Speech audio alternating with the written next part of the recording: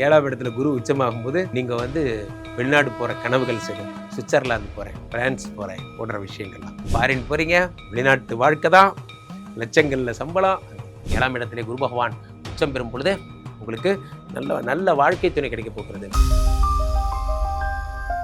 உலகெங்கிலும் இருக்கும் ரெட்ரோ ஆன்மீகம் நேயர்கள் அனைவருக்கும் வணக்கம். நான் உங்கள் ராம்ஜி.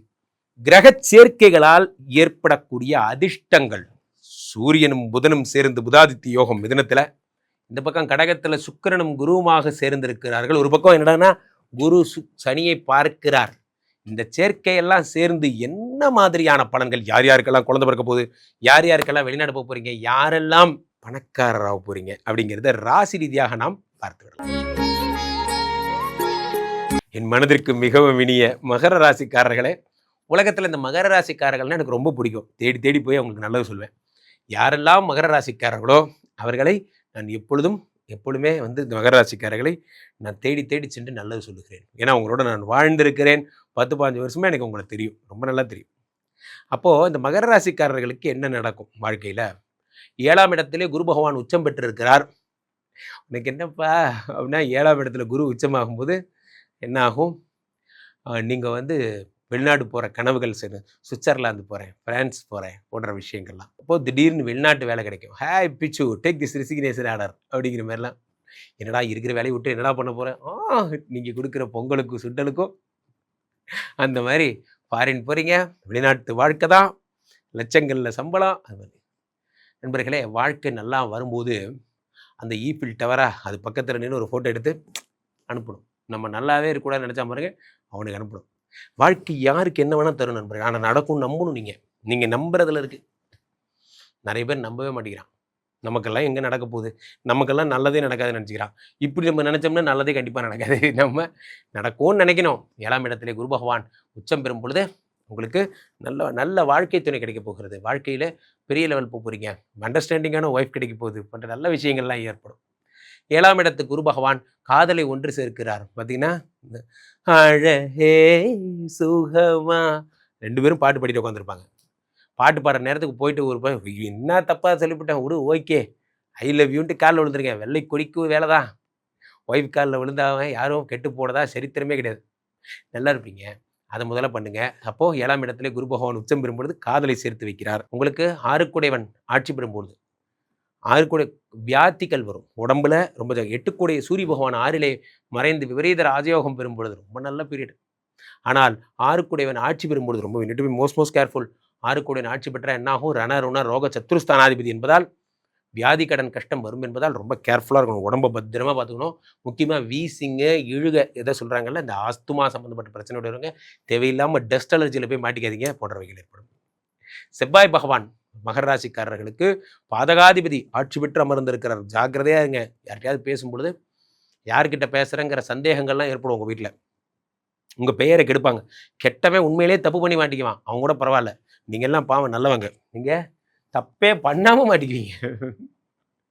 யாரோ சில்பான்னு ஒரு ஃபோன் வந்துச்சு, சார் என்னன்னு கேட்டதுக்கு என் பொண்டாட்டி என்ன சந்தேகப்படுறா சார் போன்ற விஷயங்கள்லாம் ஒன்றுமே இல்லாத ஒரு இந்த லொடுக்கு பாண்டி காமெடி மாதிரி தான்.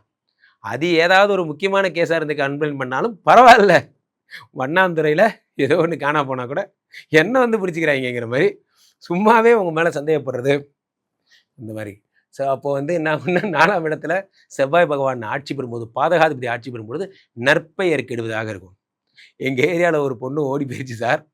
வர்றவெல்லாம் எங்கள் வீட்டுக்கு வந்து எங்கிட்டயே இந்த விஷயத்த சொல்லி போகிறாங்க சார். இவன் உண்மையிலே இந்த விஷயத்த சொல்கிறதுக்காக எங்கள் வீட்டுக்கு வராங்களா, இல்லை நான் வீட்டில் இருக்கிறத செக் பண்ணலான்னு வரானுங்களான்னு தெரில சார். அப்படிங்கிறதெல்லாம் இந்த பீரியட் தான். ஜாக்கிரதையாக இருங்க. ஆண்களாக இருந்தால் பெண்கள்கிட்ட பேசவே கூடாது, பெண்களாக இருந்தால் ஆண்கள்கிட்ட பேசவே கூடாது. ஜெய் ஆஞ்சநேயா. இந்த ஒரு 40 நாளும் பிரம்மச்சரியாக இருக்கிறது உங்களுக்கு ரொம்ப நல்லது. இதில் குரு பகவான் வேறு உங்கள் உடம்பை பார்க்குறார். உடம்புல இருக்கக்கூடிய ரோகங்கள்லாம் சரியாயிடும், வியாதிகள் சரியாயிடும். ரொம்ப நல்லா இருக்க போகிறீங்க. ரொம்ப பிரைட்டாக இருப்பீங்க. என்ன பார்த்தீங்கன்னா, ரொம்ப அழகாக உங்கள் இளமையாக உணர்வீங்க. நிறைய பேர் ஜிம்முக்கெல்லாம் போவீங்க, செல்ஃபிலாம் எடுத்து என்ன போவீங்க. அது மாதிரிலாம் திடீர்னு நிறைய பேர் ஜிம்முக்கு போகிறதே ஃபோட்டோ எடுக்க தான். அந்த மாதிரி ரொம்ப மனசு இளமையாக ஜாலியாக இருக்கும். சார் ஒன்றும் இல்லை சார், சிம்பிள், ஹாப்பியாக இருக்கிறதுக்கு தான் பிறந்திருக்கோம். ஹாப்பியாக இருங்க. இந்த 40 நாளும் ரொம்ப ஜாலியாக இருங்க.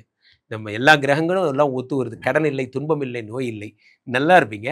ஒரே ஒரு விஷயம், பெண்களாக இருந்தால் பெண்கள்கிட்ட மட்டும் பேசுங்க, ஆண்களாக இருந்தால் ஆண்கள்ட்ட மட்டும் பேசி யாராக இருந்தாலும் கீழே வாங்க. இந்த மாதிரி மகர ராசிக்காரர்களுக்கு 100க்கு 91 மார்க். பொதுவாகவே நண்பர்களே, இந்த தேவகுரு பிரகஸ்பதி உச்சமடைவது இந்த வருஷத்துல தான். இந்த உச்சம் பெற்ற குரு பகவான் சகலவிதமான நன்மைகளையும் எல்லாருக்கும் தரார் என்பதில் மாற்று கருத்து இல்லை. இந்த குருவோட சேர்ந்து சுக்கிரனும் வரும்போது, தேவகுரு பிரகஸ்பதி உச்சமடையும் பொழுது அசுரகுரு சுக்கராச்சாரியாரும் சேர்ந்து இருக்கும் போது, தேவகுரு செல்வங்களை தருகிறார், மேன்மையான வாழ்க்கையை தருகிறார். அசுரகுரு சுக்கராச்சாரியார் காதலையும் இல்வாழ்க்கையையும் தாம்பத்தியத்தையும் தருகிறார். 2 பேருமே சூப்பர் ஆட்களுங்க, சாதாரண ஆள்லாம் கிடையாது, பெரிய ஆளுங்க. பிரகஸ்பதியும் குருவுமாக சேர்ந்தா என்னாகும்? காலபுருஷ தத்துவத்திலே 4ஆம் இடத்துல நிறைய பேருக்கு உங்களுக்கெல்லாம் கார் வாங்குற யோகம், குழந்தை பிறக்கிற யோகம், வெளிநாட்டு யோகம் டிஃபால்ட்டாக இந்த வருஷம் கிடைக்கும்.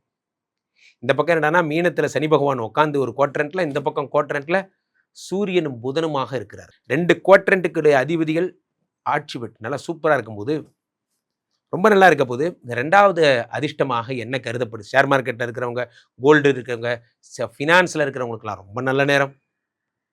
மிதுனராசியிலே சூரியனும் புதனும் இருக்கும் பொழுது, அப்போ புதாதித்ய யோகம் ஏற்படுவதால் அரசியலில் இருக்கிறவங்களுக்கு, பெரும் புகழில் இருக்கிறவங்களுக்கு, மீடியாவில் இருக்கிறவங்களுக்கெல்லாம் புகழ் இல்லைன்னா போச்சு. புகழ் தான் எல்லாம். புகழ் தான் பணத்தை தேடி தரும். அந்த பணமாக மாறுவது, புகழ் தான் பணமாக மாறும். அந்த புகழில் இருக்கிறவங்களுக்கு ரொம்ப நல்ல நேரம். புத பகவான் ஆட்சி பெற்று இருக்கிறார். புத்திசாலித்தனமாக நீங்கள் முன்னுக்கு வருவீங்க. ஒரு விஷயத்தை ரொம்ப அழகாக யோசித்து அழகாக பண்ணுவீங்க போன்றவைகள் ஏற்படும். குரு சனியை பார்க்கிறார். இது வரைக்கும் ப்ராப்ளமேட்டிக் சனியாக இருந்தவர் நிறைய பேருக்கு 7.5 சனி. யாரும் மேஷராசிக்காரங்களுக்கு, மீனராசிக்காரங்களுக்கு, கும்பராசிக்காரங்களுக்கெல்லாம் 7.5 சனி. அது குரு பார்த்து அந்த சனியெல்லாம் கிளியரன்ஸ் பண்ணி விட்டுறார். இந்த பக்கம் தனுசு ராசிக்காரங்களுக்கு அர்த்தாஷ்டம சனி, கன்னிராசிக்காரங்களுக்கு கண்டக சனி, சிம்மராசிக்காரங்களுக்கு அஷ்டம சனி, அப்படியே மீனராசிக்காரங்களுக்கு ஜென்ம சனி. போதுண்டா எவ்வா, எல்லா சனியும் கிளியர். குருவுடைய ஒரு பார்வையாலே ஆல் சனி problems will clear. Everybody will happy. So அப்போ என்ன ஆகுது அப்படின்னு பார்த்தீங்கன்னா, இந்த குரு பகவானும் சுக்கிரனும் இணைந்த சம்பந்தம் அத்தனை நன்மைகளை தருகிறது நண்பர்களே. உங்கள் ராசிக்கு மிக பிரம்மாண்டமான விஷயங்கள், புதிய புதிய இன்னோவேஷன்ஸ் தொடங்குகிறது. ஒரு தொழில் எப்போ சிறக்கும்? எல்லாம் சொல்ல, கடுமையாக உழைச்சா சிறக்கும், ஓடிட்டே இருந்தால் சிறக்கும், இரவு பகல் பார்க்காம உழைச்சா சிறக்கும். இந்த மாதிரி நிறைய கருத்துக்கள். நான் சொல்கிறேன், ஒரு தொழில் எப்போ சிறக்கும்னா, புதிய இன்னோவேட்டிவ் ஐடியாஸ் வரும்போது சிறக்கும். புதிய புதிய ஐடியாஸ் வந்துக்கிட்டே இருக்கணும். தினமும் ஒரு ஐடியா வந்துக்கிட்டே இருக்கணும். அப்போ தான் நீங்கள் தொழிலில் முன்னுக்கு வரீங்கன்னு அர்த்தம். புது புது புது புது புது புது ஐடியா வந்துக்கிட்டே இருக்கணும். அதெல்லாம் இந்த 40 நாட்களில் வரும். நான் ஏன் இப்படி பண்ணக்கூடாது? நான் ஏன் இப்படி பண்ணால் நல்லா இருக்குமே? இங்கே ஒரு ஃபோட்டோ வைக்கலாமே, இங்கே ஒரு இது வைக்கலாமே, இங்கே ஒரு QR கோடு வைக்கலாமே, இப்படிலாம் எண்ணங்கள் வந்துக்கிட்டே இருக்கும். ரொம்ப நல்லா இருக்க போகிறீங்க. இந்த 40 நாட்களில் புதிய விஷயங்கள்லாம் கண்டுபிடிப்பீங்க. தொடர்ந்து உங்கள் வாழ்க்கையில் உங்களுடைய ராசிக்குரிய பலன்களை தெரிஞ்சுக்கணும், சூப்பராக இருக்கணும்னா என்ன பண்ணணும்? கீழே போயிட்டு இருக்க இந்த நம்பரை கூப்பிடுங்க. உங்களுடைய சொந்த ஜாதகத்தை பார்த்து கொள்ளுங்கள். உலக புகழ் வாய்ந்த நமது விஸ்வரூப விஷ்ணுமாயா எழுந்தருளிருக்கக்கூடிய புனிதமான இந்த ஸ்ரீமடத்திலே தினசரி நடக்கின்ற விஷ்ணுமாயா ஹோமங்களில் கலந்து கொள்ளுங்கள். ராம்ஜி சுவாமிகள் எனும் என்னுடைய இன்ஸ்டாகிராமை ஃபாலோ செய்யுங்கள். மீண்டும் ஒரு நல்ல பதிவில் சந்திப்போம். நன்றி, வணக்கம்.